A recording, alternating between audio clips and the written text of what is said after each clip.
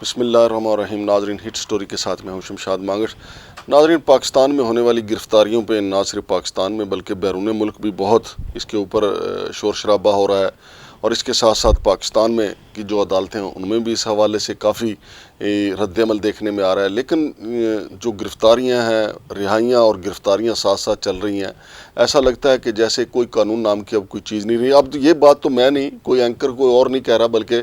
اب تو عدالتیں بھی یہ بات ماننے کو تیار ہیں کہ جو عدالتیں ضمانت دیتی ہیں، جو ہی بندہ باہر آتا ہے اس کو دوبارہ گرفتار کر لیا جاتا ہے۔ اس پہ بھی بات کریں گے، اور اس کے علاوہ ناظرین، عمران خان کے وہ باہر بھجوانے کے حوالے سے بھی بات ہو رہی ہے، اس پہ بھی ہم بات کریں گے کہ کیا عمران خان صاحب کے اعصاب جو ہیں وہ جواب دے جائیں گے اور وہ باہر جانے کے لیے تیار ہو جائیں گے۔ لیکن سب سے پہلے ناظرین آپ کو بتاؤں کہ جو پاکستان میں گرفتاریاں ہو رہی ہیں اس پہ کافی رد عمل آیا ہے، اور خاص طور پہ امریکہ کے سینیٹر باب مینیٹیز جو ہیں انہوں نے بڑا شدید رد عمل دیا ہے۔ وہ خارجہ امور کمیٹی کے سربراہ بھی ہیں، کانگریس کی جو کمیٹی ہے، ان کا یہ کہنا ہے کہ پاکستان میں غیر قانونی گرفتاریاں جو ہیں وہ آئے روز بڑھتی جا رہی ہیں، پاکستان کو اس کے اوپر تحمل کا مظاہرہ کرنا چاہیے اور سارا عمل جو ہے قانون کے مطابق ہونا چاہیے۔ ناظرین، میرے ذرائع کے مطابق باب مینڈیٹیز کا جو رد عمل آیا ہے وہ خاص طور پہ سمیع ابراہیم کے حوالے سے آیا ہے، چونکہ گزشتہ روز کچھ پاکستانی جو ہیں تارکین وطن جو ہیں جو امریکہ میں رہائش پذیر ہیں، انہوں نے سینیٹر باب مینڈیٹیز سے ملاقات کی تھی، اور انہوں نے بتایا تھا کہ پاکستان میں غیر قانونی گرفتاریاں جو ہیں وہ تیزی کے ساتھ ہو رہی ہیں، اور خاص طور پہ سمیع ابراہیم کا ذکر کیا گیا، چونکہ سمیع ابراہیم کی جو نیشنلٹی ہے وہ دوہری ہے، وہ پاکستانی نیشنلٹی بھی رکھتے ہیں اور امریکی نیشنلٹی بھی رکھتے ہیں، اور اسی وجہ سے کہا جا رہا ہے کہ سمیع ابراہیم جو ہے وہ 6 دن کے بعد ریلیز ہو گیا۔ اور سمیع ابراہیم نے ریلیز ہونے کے بعد جو سٹوری بتائی ہے، انہوں نے بتایا کہ انہیں بالکل VIP ماحول میں رکھا گیا اور کسی نے کوئی تشدد نہیں کیا، البتہ یہ ذہنی تشدد ضرور تھا کہ وہ اپنے بچوں سے، اپنی والدہ سے دور تھے، ان سے موبائل فون لے لیے گئے تھے، لیکن ان کا کہنا ہے کہ انہوں نے کسی بھی بندے نے ان کو نہ گالی دی، نہ کسی نے تشدد کیا، اور کوئی ایسی بات بھی نہیں ہوئی جس سے وہ ہرٹ ہوتے۔ لہٰذا پوری برادری جو ہے وہ اللہ کی شکر گزار ہے کہ سمیع ابراہیم صاحب جو ہیں وہ گھر آ گئے ہیں، اور پوری صافی برادری یہ دعائیں بھی کر رہی ہے کہ عمران ریاض صاحب بھی گھر آ جائیں۔ لیکن عمران ریاض صاحب کے حوالے سے معاملہ جو ہے وہ طول ہی پکڑتا جا رہا ہے، اور آئے روز ایک نئی کہانی آتی ہے۔ پہلے کہا گیا ان کے وکیل کی طرف سے کہ جناب یہ ذاتی ناد کے لیے IG پنجاب نے یہ واردات کیا، ان کو اپنے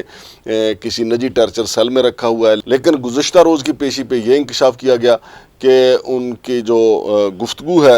عمران ریاض کے حوالے سے کچھ افغانستان سے تعلق رکھنے والی جو سمیں ہیں وہ ٹریس ہوئی ہیں۔ لیکن سینئر قانون دان چودھری اعتزاز احسن کا کہنا ہے کہ جب تک عدالت IG پنجاب کو کٹہرے میں کھڑا نہیں کرے گی اس وقت تک یہ معاملہ حل نہیں ہوگا۔ اور ویسے بھی تقریباً 20 دن ہو گئے ہیں، آئے روز ایک نئی سٹوری پھر لیت و لال سے کام لیا جاتا ہے۔ جب پہلی پیشی تھی تو وہ غالباً سیچرڈے تھا، اور سیچرڈے کو معزز chief justice Lahore high court جناب امیر حسین بھٹی نے کہا تھا کہ وہ پیر کو اگر عمران ریاض کو پیش نہ کیا گیا تو وہ سب کو فکس کریں گے۔ اور حیرت کی بات یہ ہے کہ عمران ریاض کی وہ ویڈیو موجود ہے جب ان کو سیالکوٹ ایئرپورٹ سے گرفتار کیا گیا، پھر وہ فوٹیج بھی موجود ہے جب ان کو نامعلوم افراد کے حوالے کیا گیا، لیکن اب تک ان کا واپس نہ آنا بڑا معنی خیز ہے۔ اور کبھی ایسی خبریں آنے لگتی ہیں کہ وہ کوموں میں ہیں، اور کبھی ایسی خبریں بھی آئی ہیں کہ ان کو لاہور کے ایک ہاسپٹل میں لے جایا گیا تھا جہاں پہ ان کو طبی امداد دی گئی تھی۔ اللہ کرے سب ٹھیک ہو۔ اور عمران ریاض کا جو تاریخ پہلو یہ ہے کہ وہ امریکی نیشنل نہیں ہے، وہ مکمل طور پہ پاکستانی نیشنل ہیں، اور شاید یہی وجہ ہے کہ وہ اب تک جو ہے بازیاب نہیں ہو پا رہے۔ اور لیکن چونکہ سمیع ابراہیم کے پاس دوہری نیشنلٹی تھی، پھر ایک نیشنلٹی تو ان کے پاس پاکستان کی تھی، اور پاکستان کی جو نیشنلٹی تھی اس کھاتے میں انہیں اٹھا لیا گیا تھا، اور امریکہ کی جو نیشنلٹی تھی اس کھاتے میں ان کو چھوڑ دیا گیا ہے۔ تو عمران ریاض چونکہ کلی طور پہ پاکستانی نیشنلٹی رکھتے ہیں، لہذا اللہ کرے کہ وہ بھی جلدی رہا ہو جائیں۔ اور ناظرین، دوسری طرف ہمارے لاہور ہائی کورٹ کے جو جج صاحبان ہیں انہوں نے بھی کل اس پہ شدید رد عمل کا اظہار کیا تھا کہ عدالتیں ضمانت دیتی ہیں اور دوبارہ جو ہے سیاسی لوگوں کو پھر گرفتار کر لیا جاتا ہے۔ اور گزشتہ روز بھی یہ واقعہ پیش آیا کہ علی محمد خان جو PTI کے سینئر لیڈر ہیں وہ تیسری بار عدالت سے رہا ہوئے، اور تیسری بار ہی ان کو گرفتار کر لیا گیا۔ البتہ KPK کی جو عدالت عالیہ انہوں نے 3 MPO کو مکمل طور پہ معطل کر دیا اور یہ حکم صادر کیا ہے کہ اس شک کے تحت اب کسی قسم کی کوئی گرفتاری نہیں ہونی چاہیے۔ اللہ کرے کہ اس پہ عمل درآمد ہو جائے، چونکہ عدالتیں تو پہلے بھی احکامات صادر کر رہی ہیں کہ لوگوں کے ضمانتیں ہوں اور لوگ اپنے اہل خانہ کے پاس چلے جائیں، لیکن پی ڈی ایم کی حکومت جو ہے وہ اس گرفتاریوں سے یہ رزلٹ حاصل کرنے میں ضرور کامیاب رہی ہے کہ لوگ بار بار جیل جانے کے بعد اتنے اکتا گئے کہ آخر وہ پریس کانفرنس کر کے ان کی جان چھوٹ گئی۔ لیکن دوسری طرف عدالتی حلقے جو ہیں، قانونی حلقے جو ہیں، وہ یہ سوال بھی اٹھا رہے ہیں کہ ایک طرف تو ان کے اوپر بے شمار الزامات لگائے جاتے ہیں پی ٹی آئی کے لوگوں کے اوپر اور پھر ان کو گرفتار کر لیا جاتا ہے، لیکن ساتھ ہی وہ صرف ایک پریس کانفرنس کرتے ہیں اور ان کو مکمل جو ہے تمام گناہوں سے وہ دھل جاتے ہیں اور ان کو رہا کر دیا جاتا ہے۔ لہٰذا یہ بھی ایک اہم سوال ہے جو رفتہ رفتہ جو ہے وہ پورے معاشرے میں سرایت کرتا جا رہا ہے کہ یہ کیسا قانون ہے کہ آپ پریس کانفرنس کریں تو تمام جرائم جو ہیں وہ تمام ایف آئی آر ختم ہو جاتی ہیں، اور اگر آپ پریس کانفرنس نہ کریں تو مقدمات جو ہیں وہ آپ کا پیچھا ہی نہیں چھوڑتے۔ علی محمد خان شہریار افریدی اور دیگر لوگ اس کے زندہ مثالیں ہیں، لیکن اس سے پہلے شیریں مزاری جو ہیں ان کو 5 دفعہ ضمانت لینا پڑی عدالت سے اور بالآخر وہ بھی ٹوٹ گئیں اور ان کو یہ پریس کانفرنس کرنا پڑی کہ وہ سیاست ہی چھوڑ رہی ہیں۔ لیکن ابھی تک یاسمین راشد اور محمود الرشید جیسے لوگ، اعجاز چودھری جیسے لوگ جو ہیں وہ ڈٹے ہوئے ہیں، عمر سرفراز چیمہ صاحب وہ بھی ڈٹے ہوئے ہیں، انہوں نے ابھی تک پریس کانفرنس کی حامی نہیں بھری، لہٰذا ان کی ضمانت بھی اسی وجہ سے نہیں ہو رہی۔ جب وہ کہیں گے کہ جی ہم پریس کانفرنس کرنے کے لیے تیار ہیں تو یقینی طور پہ ان کی بھی ضمانت ہو جائے گی، اور جیسا کہ آپ نے سنا بھی، اب تو عدالتوں میں جج صاحبان بھی برملا جو ہیں ملزمان کے وکلا کو کہتے ہیں کہ یار پریس کانفرنس کرو تو ساڑی بھی جان چھڑاؤ تو اپنی بھی جان چھڑاؤ۔ تو ناظرین، یہ صورتحال ہے اس وقت ملک میں آئین اور قانون کی، اسی وجہ سے امریکہ کا بھی رد عمل آیا، عدالتوں کا بھی رد عمل آ رہا ہے، لیکن عدالتیں ہماری جو ہیں آپ کو پتہ ہی، ان کو یہ پتہ ہے کہ وہ جو آرڈر کرتے ہیں اس پہ عمل درآمد نہیں ہوتا۔ حتیٰ کہ chief justice of Pakistan supreme court نے 14 مئی کو الیکشن کروانے کا حکم دیا، وہ اپنے اس حکم پہ عمل درآمد تو نہیں کروا پائے، البتہ اس دوران جو ہے ان کی کئی آڈیو لیکس، ان کے ساتھی ججوں کی کچھ آڈیو لیکس آ گئیں، اور پھر سپریم کورٹ کے باہر پی ڈی ایم نے ایک ایسا جلسہ جمایا جس میں چیف جسٹس آف پاکستان اور ان کے ساتھیوں کو جی بھر کے گالیاں دی گئیں۔ اور ناظرین، یہ بھی ہمارے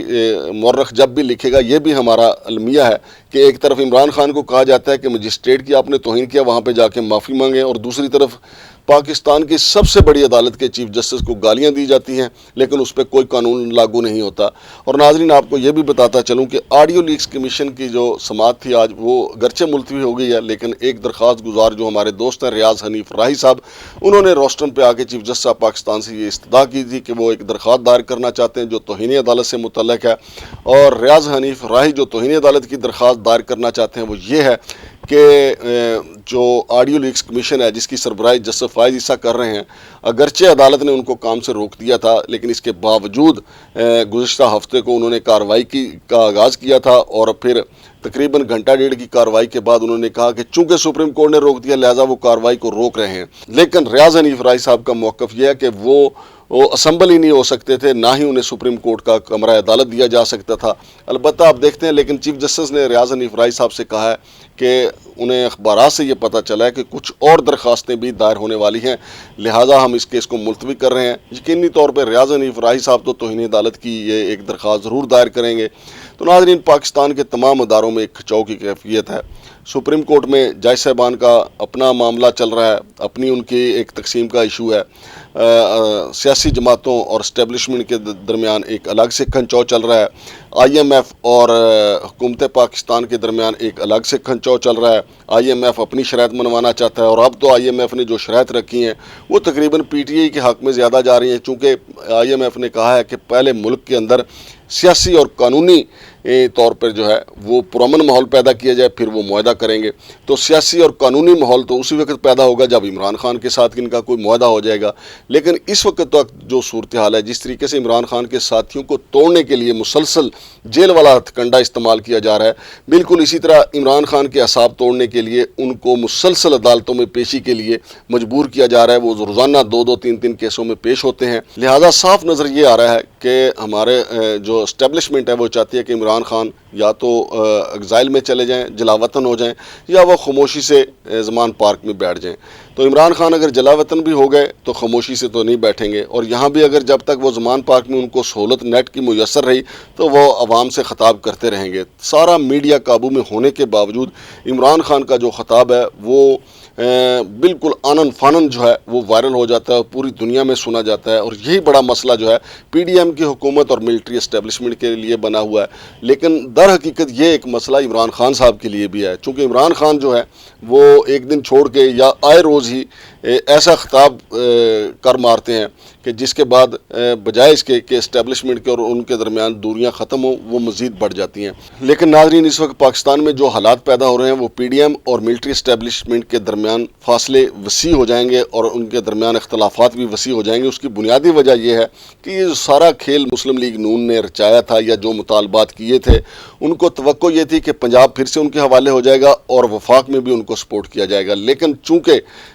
جہانگیر ترین اپنی پارٹی جو ہے بنانے کے لیے متحرک ہیں اور تیزی کے ساتھ جو پی ٹی آئی کو لوگ چھوڑ کے گئے ہیں ان کو اپنی پارٹی میں شامل کر رہے ہیں، اور عام خبر یہ ہے کہ وہ کنگز پارٹی بنا رہے ہیں. اور کنگز پارٹی کا مطلب یہ ہوتا ہے کہ مسلم لیگ کاف، اور مسلم لیگ کاف پہلے ہی وجود میں اس کی سربراہی جو ہے وہ جناب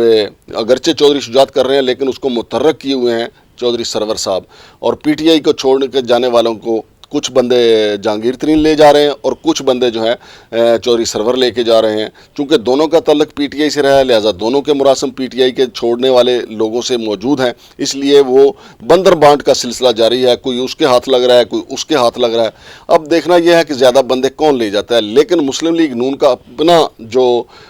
فکر جو ہے وہ یہ ہے کہ اگر کنگز پارٹی نے ہی مارز وجود میں آنا ہے اور ساتھ مسلم لیگ کاف نے نئے سرے سے مضبوط ہونا ہے تو پھر پنجاب ان کو کیسے ملے گا، وفاق ان کو کیسے ملے گا. اور اس کے ساتھ ساتھ جناب آصف علی زرداری صاحب جو ہیں وہ پچھلے 1.5-2 سال سے وہ مسلسل اس پہ کام کر رہے ہیں کہ آئندہ وزیر اعظم جناب بلاول بھٹو زرداری ہوں. تو اس سارے سینیریو میں اگر دیکھا جائے تو مسلم لیگ نون کے لیے بہت کم جگہ بچتی ہے. جنوبی پنجاب میں بھی پیپلز پارٹی نے کافی جگہ بنا لی ہے، جبکہ سندھ میں بھی پیپلز پارٹی کے لیے کافی جگہ موجود ہے. اور نئی جو صورتحال پیدا ہوگی اس میں اگر مسلم لیگ کاف قومی اسمبلی کی جو سیٹیں لیتی ہے اور پنجاب اسمبلی کی جو سیٹیں لیتی ہے وہ زیادہ اپنے آپ کو کمفرٹیبل محسوس کریں گے آصف علی زرداری کے ساتھ. اسی طرح جہانگیر ترین صاحب جو ہیں اگر جو سیٹیں لیں گے وہ زیادہ کمفرٹیبل محسوس کریں گے آصف علی زرداری کے ساتھ. لہٰذا مسلم لیگ نون جو ہے وہ کھڑی دیکھتے رہے گی، اور سادہ اکثریت ہو یا جیسی بھی اکثریت ہو، لیکن اس کے باوجود عمران خان کا اپنا وجود اور ان کی پارٹی کا وجود قائم ہوگا اور فیصلہ کن جو ہے طاقت ان کے پاس ہوگی کہ وہ جس پارٹی کی طرف جائیں گے وہی حکومت بنائے گی. اور اب تو یہ باتیں برملا کی جا رہی ہیں کہ ملک میں کوئی بھی پارٹی جو ہے وہ آسانی کے ساتھ حکومت نہیں بنا سکے گی. خود عمران خان صاحب بھی کہتے ہیں کہ کوئی ایک پارٹی حکومت بنانے کی پوزیشن میں نہیں ہوگی. لہٰذا کوئی ایک پارٹی تو ہو نہ ہو لیکن مسلم لیگ نون کے لیے کافی مسائل ہوں گے. یہ سارے جتنے بھی جو کچھ بھی ہوا ہے جیل والا ہتھیار استعمال کر کے پی ٹی آئی کو توڑ کے، اس کے باوجود اگر اقتدار جو ہے محترمہ مریم نواز پنجاب کی پہلی وزیر اعلیٰ نہیں بنتی تو پھر اس کا مطلب ہے ان کے ہاتھ کچھ نہیں آئے گا. تو ناظرین، یہ سارا جو سینیریو میں نے آپ کو بتایا اس وقت پاکستان کی جو سیاسی صورتحال جو ہے وہ اس حوالے سے ہے. تو دیکھتے ہیں کہ کیا امریکہ کے مطالبے پہ یا آئی ایم ایف کے مطالبے پہ پاکستان میں سیاسی استحکام آئے گا یا نہیں. آنے والے چند دنوں میں معلوم ہو جائے گا کہ آئی ایم ایف کے مطالبے پہ حکومت نے کتنا کام کیا ہے. اور دوسرا، امریکی سینیٹر نے جو